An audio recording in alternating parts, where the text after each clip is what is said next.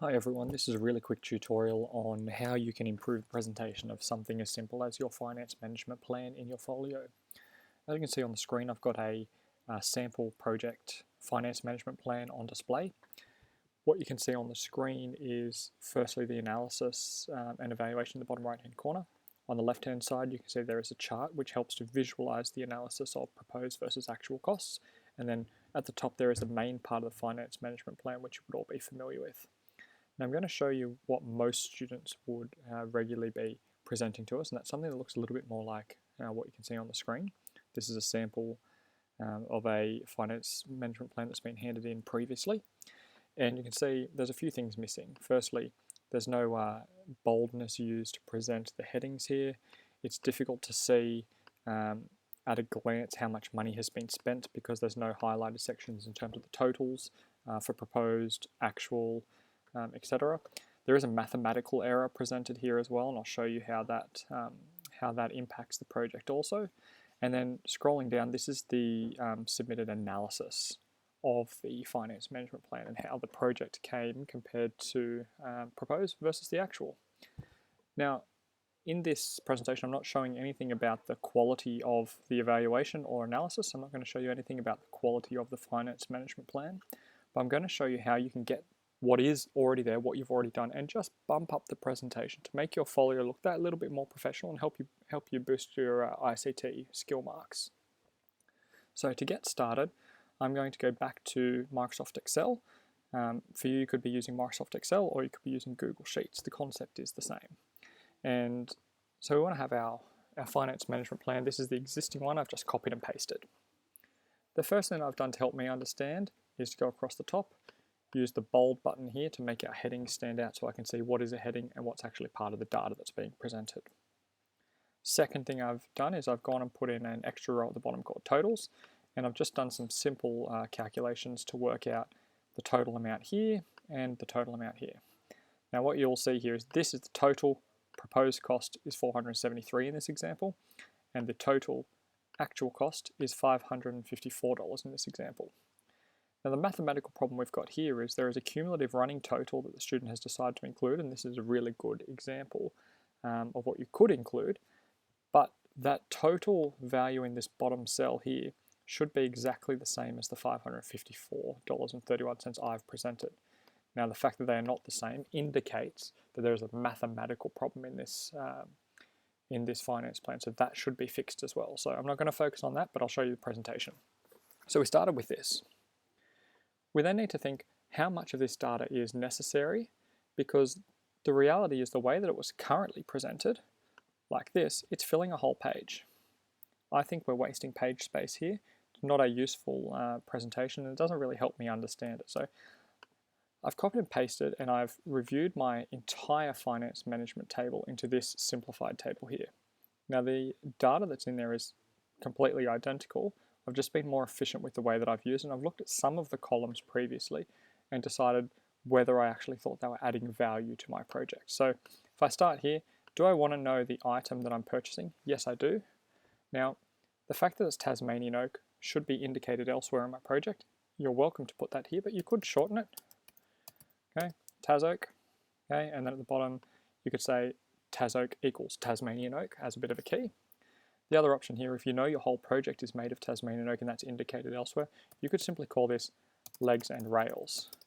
Now, by going through this part here and identifying what the item is, that means this whole table here, this whole part of the table is completely useless, and so I can delete that out. Okay. The next thing is the date of the purchase adding any value to my presentation. I don't believe so, so again, simply delete that out. For the supplier, knowing the name of the supplier is important information because it indicates where I purchase my materials from. Knowing their website, not necessarily something that needs to be presented at this particular part of the project with regards to the finance management. So simply replacing these to the name of the supplier, which means I can actually then shorten the width of my columns. Okay. Nice and simple here. And lastly, I want to fix this mathematical error. So I'm going to equals that plus that, and we go through, we mathematically make sure that when we get to the end,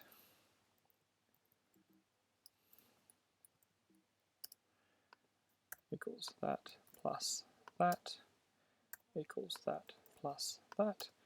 What we want is we want to make sure that that number there and that number there should be the same. So I've now got a revised table which is a lot smaller with regard to the amount of information that's there, therefore means I can present it more efficiently on my page. Second thing that I want to do now is improve the presentation. Now, table at the moment looks quite boring. Microsoft Word and Microsoft Excel have this button here called Format as Table, and you can pick a design that you like. Now, for example, I'm going to pick this one here and click OK, and you'll see it automatically puts a nice dark color here. It then has alternating rows. These rows here that are blank are not needed. Okay, we can go through and we can remove those, and it's automatically updating the color scheme of this table so that it suits. Now I'm going to actually delete these totals out for a minute because I'm going to show you how Microsoft Excel can do that automatically. Now, when I've got the table selected, I can go into this table option here at the top, and I can say include a total row. It automatically includes total row, and then I can pick from each of the columns from the drop-down menu what I want it to total. Now I want this to total the sum of all of those figures, and I want it to total the sum of all of those figures, and I don't want it to display anything there. So now I've got the total proposed cost, the total actual cost, and I've got my table presented really well. Pause on this, and we go paste that into our Microsoft Word document. So we've gone from this to now this table just here. Now I'll show you what happens when I paste that into my document. I'll go back to Microsoft Excel. I'm going to pick the one that I've made earlier, highlight my table, Command-C to copy, and then simply paste. Now when I paste, it's a bit small. I can click and drag that little box at the bottom to make my table slightly bigger and increase the spacing as required. Now the next thing that I want to show you how to do is to get the chart to analyze your proposed versus your actual, because at the moment all you've done is listed your proposed to your actual. So back into Excel, and I've created just another section here, and I've just very simply typed in proposed cost, actual cost, and I've retyped those total figures from the previous page. I then highlight those 4 cells, and I go to Insert menu, Recommended Chart, and Microsoft Excel is then going to present to me options of ways that I could present this information. Now for this particular purpose, I believe a pie chart is the most suited. Okay. Once you've created the chart, you can resize it, that's no problem. You can put a chart title in just by clicking on here, project expenditure. You could obviously write total project spent, anything that you like. It's automatically got these bits down here, so I can make those a bit bigger if I wanted, so it's easier to read.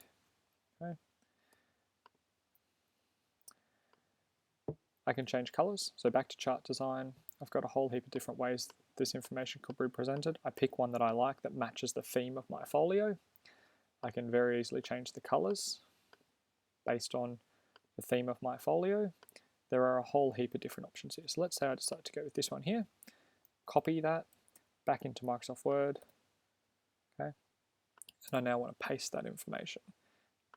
Now to make this present well, I've done insert table, and I've put in just a basic table here, paste, there's my project expenditure, and on this side here I can put in my analysis and evaluation. And this is then where I would type my paragraph analyzing my entire project spent. I now have on one single page the money that I've spent, a visual representation of the money that I've spent, and space for me to analyze and evaluate. And remember, your analyzing and evaluating is part of the process of you getting that evaluation mark. There needs to be formative evaluation throughout the project in sections like this, and then there's obviously your final evaluation, your summative evaluation that happens at the end. This is a demonstration of how you can improve the presentation. Obviously what we don't want is we don't want to see 30 folios that are identical, but you can use a range of different colors. You can pick which information is appropriate for you to have in your table. You might even decide that you need to have your finance management go over 2 pages. You might be presenting your information in portrait form. It doesn't really matter as long as the amount of information you've got represents accurately the level of detail that you want to present to the marker. Okay? Now, there is no reason why I still couldn't get that to fit onto a single portrait page. It doesn't have to be landscape, doesn't have to be portrait. You can get it to fit if you're a little bit clever with the way that you're presenting your information. Okay? Hope that makes sense to you. Remember, mix up the colors, mix up the fonts, make it match the theme of your project, but this is just a really simple way to improve the presentation of your project. Thanks.